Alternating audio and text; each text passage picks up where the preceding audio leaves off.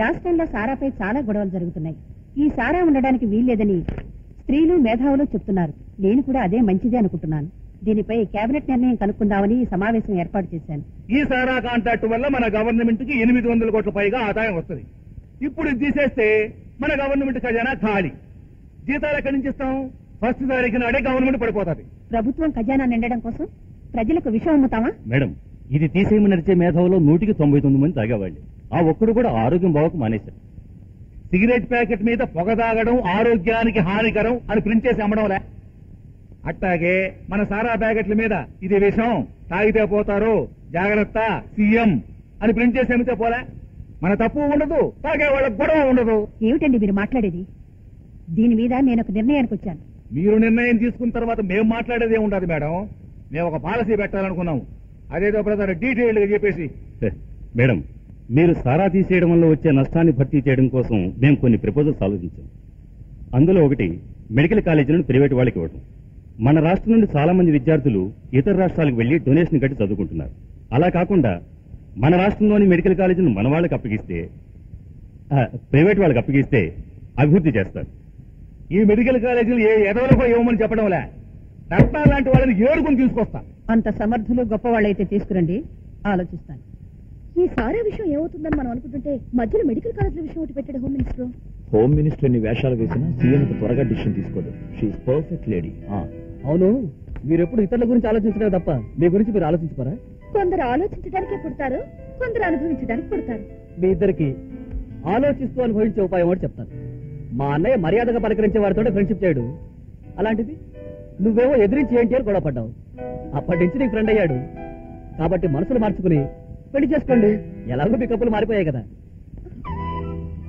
Sorry. What sorry? Get marry. చెప్పండి. వీరు Gupta brothers సింహపంతుల వ్యాపారం, వీరు దక్కా సన్స్ ఇరువుల వ్యాపారం, వీరు పత్రికాధిపతి ఏకాంబరం గారు పంచవేదాలు చదివినారు, వీరు ముక్కా గారు ఆల్రెడీ మన సారా పాటలు పాడి ఉన్నారు. వీళ్ళంతా మేధావులు, భాషా సేవకులు, పత్రికా సేవకులు, ప్రజా సేవకులు, మహాత్ములకు మారు రూపాలు, ఈ రాష్ట్రానికి మూల స్తంభాలు. మనకు మనం కొట్టుకోవడం ఏందిరా? నువ్వు చెప్పు. నాకు తెలవంది చెప్తున్నా. ఈ మెడికల్ కాలేజీలను వీళ్ళకిస్తే అభివృద్ధి చెందడంలో సందేహమేలే. మీలాంటి మేధావుల్ని ఈ రోజు కలుసుకున్నందుకు నాకు చాలా సంతోషంగా ఉంది. మీకు మెడికల్ కాలేజీలను అప్పచెప్తే ఏ విధమైన మార్పులు తీసుకొస్తారో తెలుసుకోవచ్చా?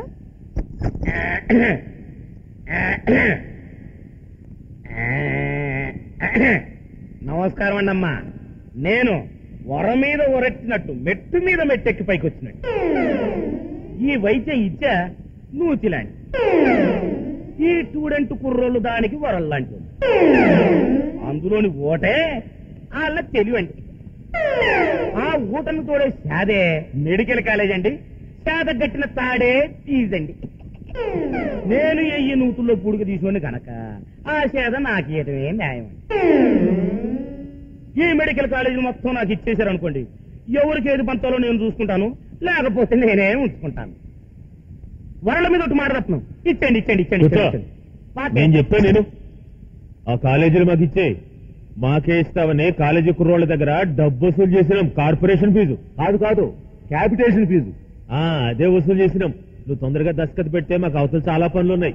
విద్యా సంస్థల్ని విద్య తెలిసిన వాళ్లకు, విద్యా విధానం గురించి తెలిసిన వాళ్లకు అప్పగించాలి గాని సారా కాంట్రాక్టర్స్ కి, బ్రోకర్స్ కి, ఇలాంటి దగులుబాజులకి అప్పగించడం కంటే దేశంలో విద్యనే రద్దు చేయడం మంచిది.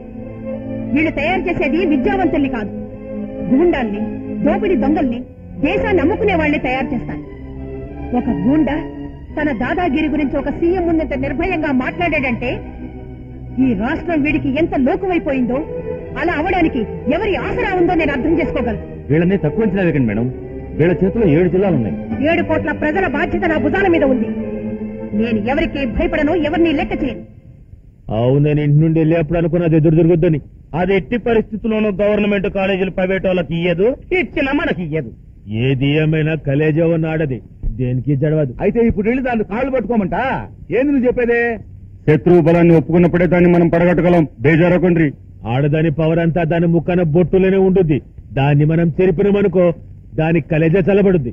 రేపు ఆగస్టు 15 మాస్టర్ పిల్లగాలు తీసుకుని గాడికి వస్తాడు. అప్పుడు రోడ్డు మీద నేసేస్తాం. పోలీసు వాళ్ళు రేపు 12 గంటల వరకు మీరెవరు అసలు చుట్టుపక్కలకి రాకూడదు. ఏం చేస్తారో చేసుకోండి. రేపాడు చస్తాడు, ఎల్లుండి దాన్ని యథాముఖాన్ని ఎవరికి చూపించలేక సీఎం రిజైన్ చేస్తది. అప్పుడు నిన్ను సీఎం చేస్తాను. ఆ తర్వాత రాష్ట్రమంతా నా చేతిలోకెళ్ళి ఉంటది.